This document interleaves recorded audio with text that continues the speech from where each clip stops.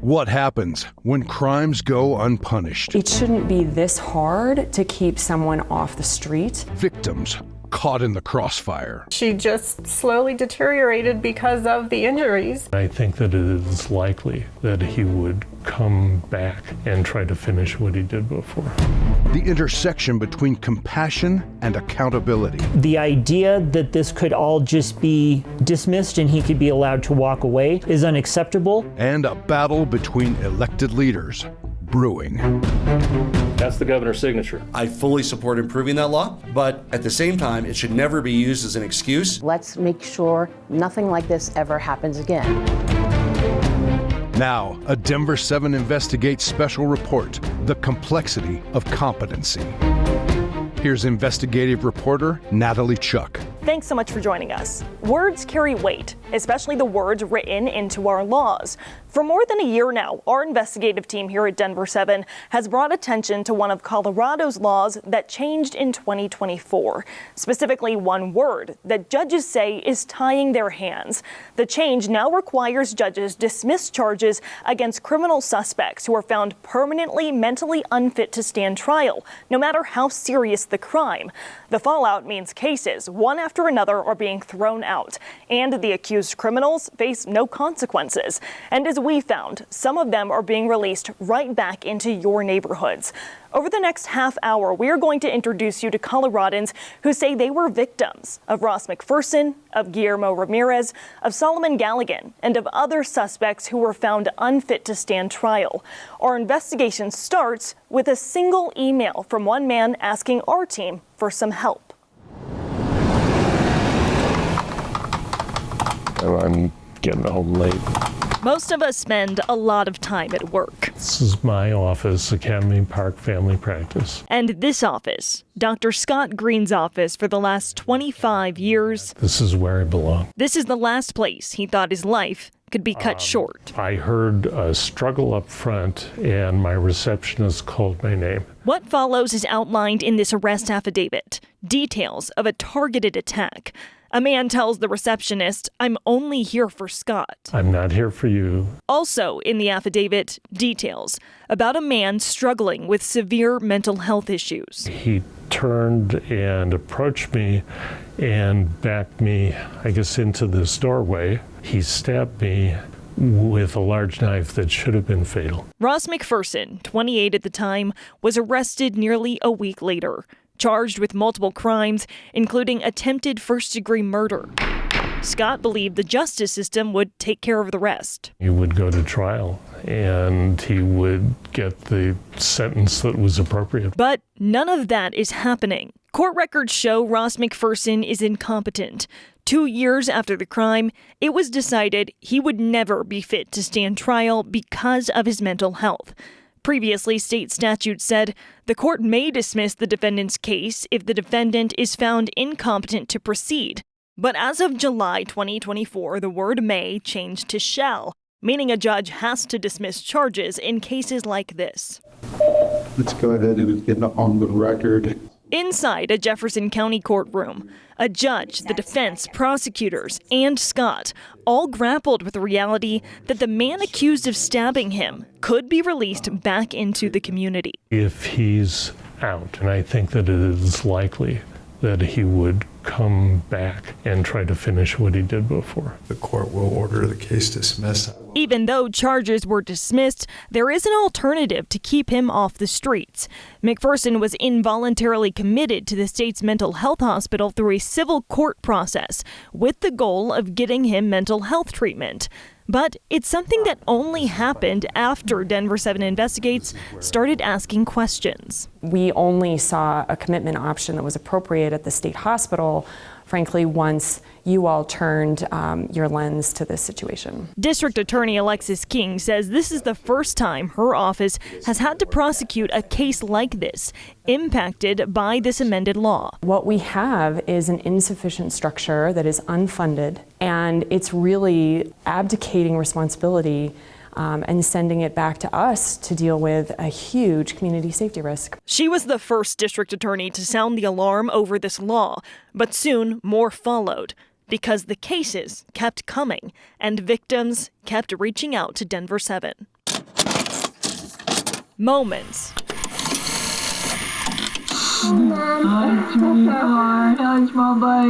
Caught on camera.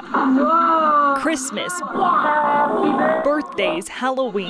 Where's my treat? For Joseph and Billy Joe Bowman, cameras have captured the best days and the worst. One person is dead after a fiery crash this morning in Golden. It has been a nonstop nightmare.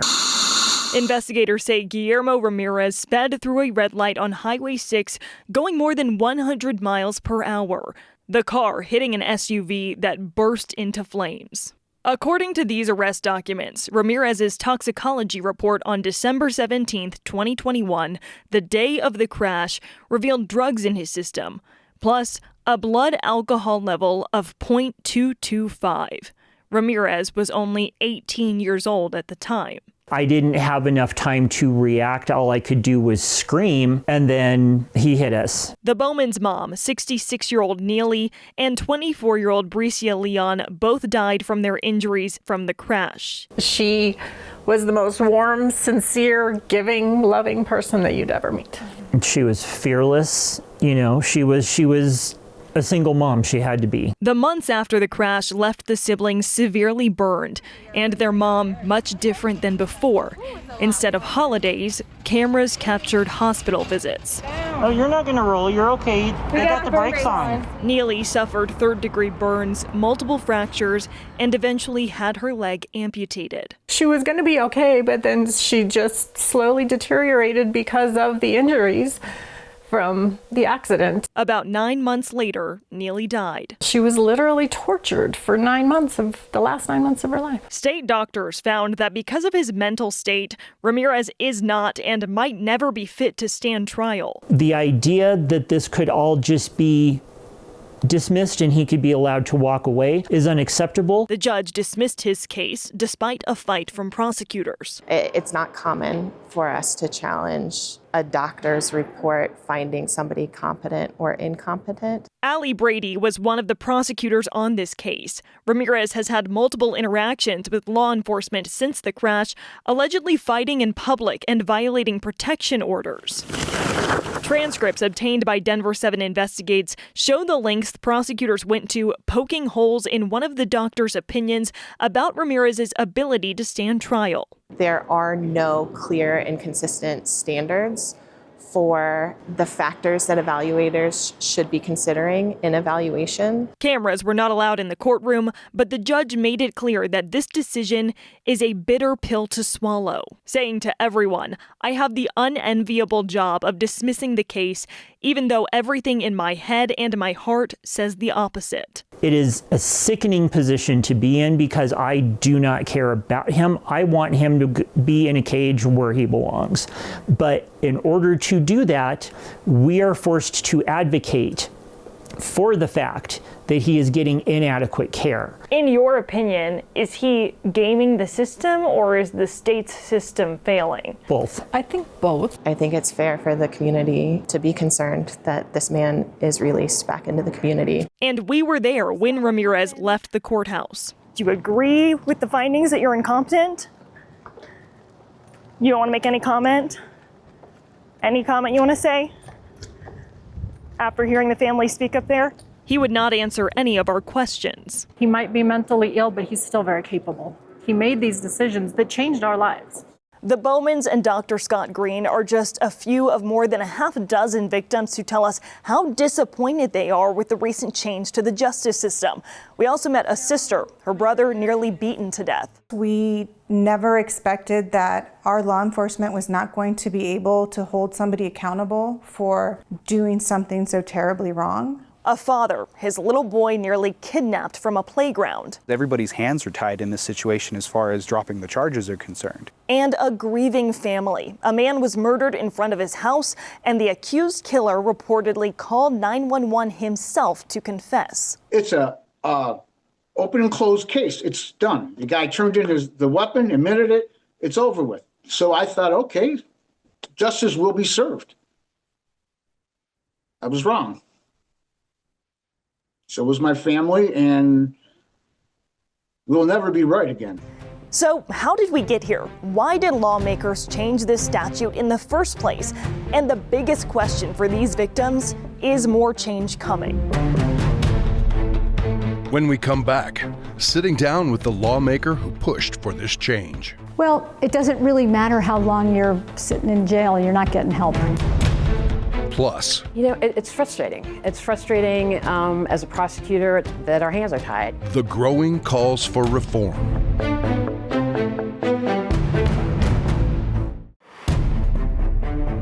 When we started covering the change to Colorado's competency law requiring judges dismiss criminal cases, we knew it would have a big impact. We just didn't know how big or how long it would take for anyone else to notice.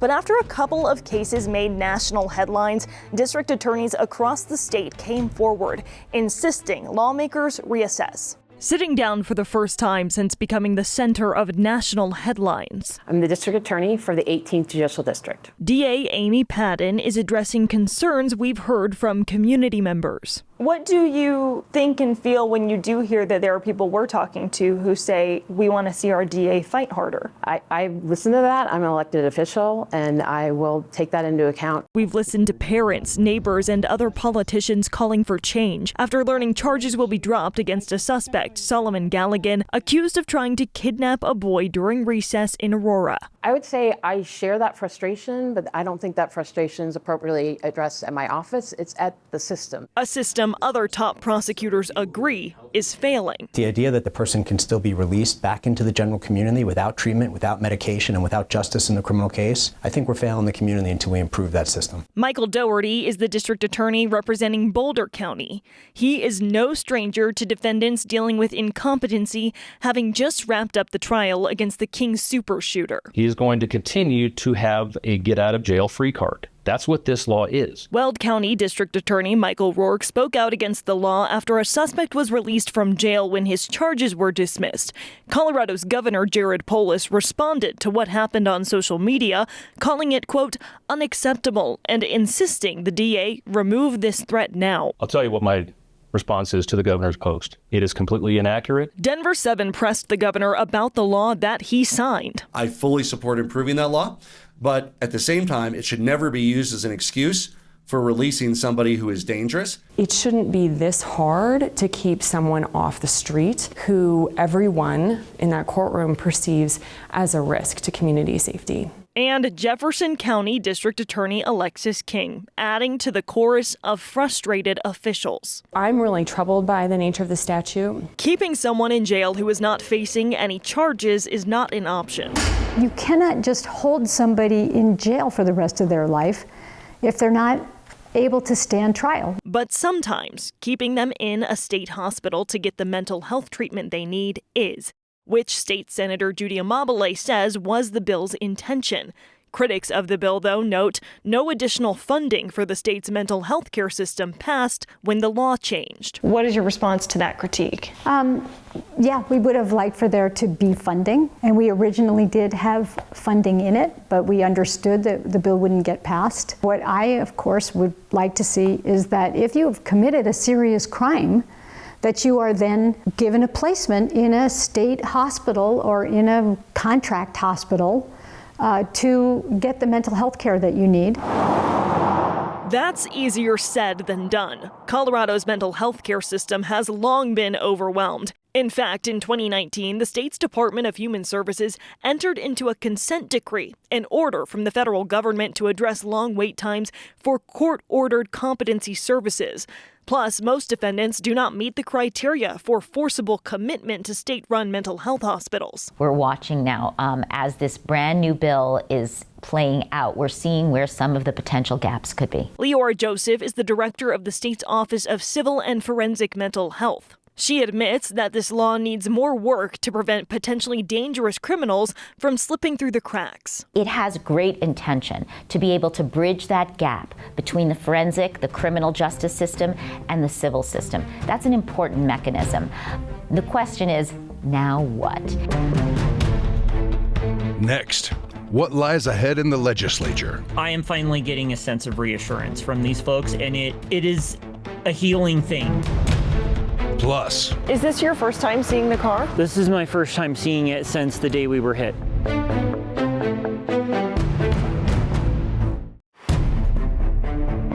So now what? More than a year after this law change took effect, and after more than a half dozen cases that we know of have been dismissed, where do we go from here?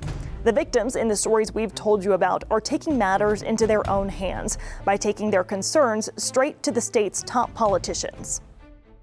Here's a picture we were given from an October meeting between Governor Jared Polis and victims we've told you about, the Bowmans and Daunte White. You might remember these two cases. The Bowmans survived that deadly crash in Golden. The case against the man accused of driving drunk was eventually thrown out. Then Daunte White's son was on the playground at school in Aurora when this happened. You can see this video of the attempted kidnapping during recess at an elementary school. The suspect in this case also had their charges dropped. White's been vocal about his frustrations with this state law.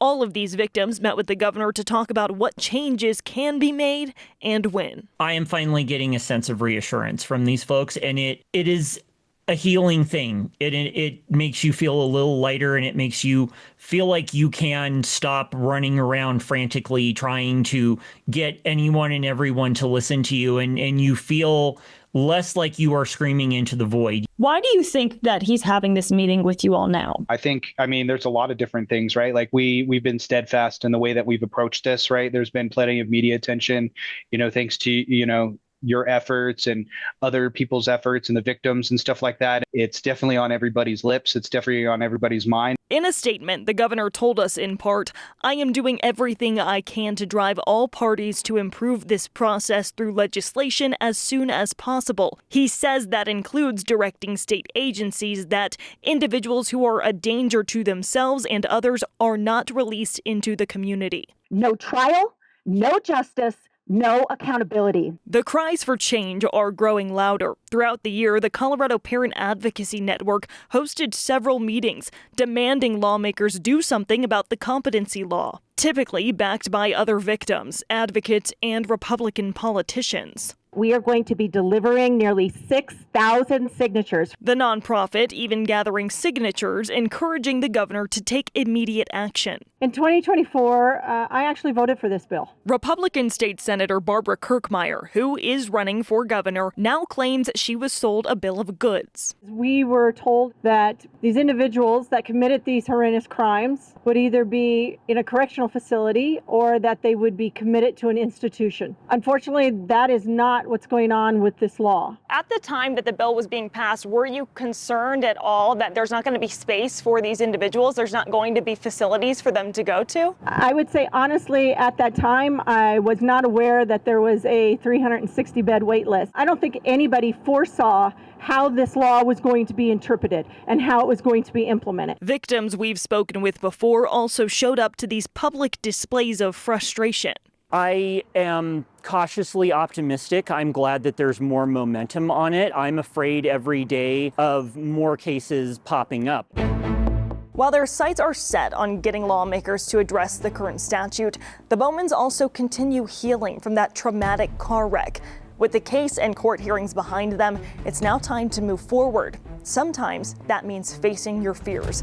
And we were there alongside them as they took one big step toward closure. Those are my mom's shoes. It's almost like a time capsule. Because she had arthritis in her hips really bad. Memories from a day no one really wants to remember. There are little remnants of our just like day-to-day life in this vehicle still. A life that will never look the same after what happened more than 4 years ago. Is this your first time seeing the car? This is my first time seeing it since the day we were hit. Parked in a lot in Jefferson County. This is the most physical indicator of the harm that he caused outside of my mother's dead body in a casket. A reminder for Joseph and Billy Joe Bowman of what they lost on December 17th, 2021. Today she would have been 70 years old. This is her birthday today. And we're here doing this. Months after the case against the man accused of causing the car crash that killed their mother and another woman was thrown out, the siblings are here, facing the horror of that morning head on. Mom was rolling around in the middle of Colfax screaming, "I'm on fire, I'm on fire." And I crawled back inside and I got that blue thing is a travel pillow and blanket for camping that we kept in here in case of emergencies. And I climbed back in to get it so that I could beat the fire off of her. In that moment, I very fearfully accepted that I was going to die. Instead, the siblings lived through it, survived only to endure the pain of watching the accused drunk driver who hit them walk free. I was placed in the sickening position of having to advocate for Guillermo Ramirez in court and say he's not being seen enough, he's not getting adequate treatment, they're not treating this case like a priority, and having to advocate for your mother's murderer to get better mental health treatment is just infuriating. It's too late for the Bowmans to get what they consider justice, but it's not too late for them to look ahead, keeping their eyes on the fuse for change this tragedy might have sparked. This is the license plate from the back of the vehicle. And I asked if I could take this home with me, and they said that I could. Why is it important for you to hang on to this? Because I always want a physical reminder of what happened. It's not to be morbid, it's not to re-traumatize myself, it's to, I don't know, to have a memento from this moment and to show that we survived and we made it to the other side. On the other side of this is potential for change to this law that might help the victims we've met find some comfort knowing their voices were heard. The potential to address ongoing cracks in what many call Colorado's broken mental health care system. But only time will tell. A reminder, all of this started because someone with a problem sent us an email, so don't hesitate to reach out. You can contact Denver 7 Investigates anytime at the number on your screen or by sending us an email at investigates@denver7.com. From all of us here at Denver 7 Investigates, thanks for joining us, covering the complexity of competency. I'm really thankful that you're taking the time to do this, because I think what needs to be done is there needs to be some awareness of this so that this can be addressed and corrected. Can we all just work together and make something happen before it's too late? You know, thanks to you connecting me with other victims of the competency statute has been great. We only saw a commitment option that was appropriate at the state hospital, frankly, once you all turned your lens to this situation.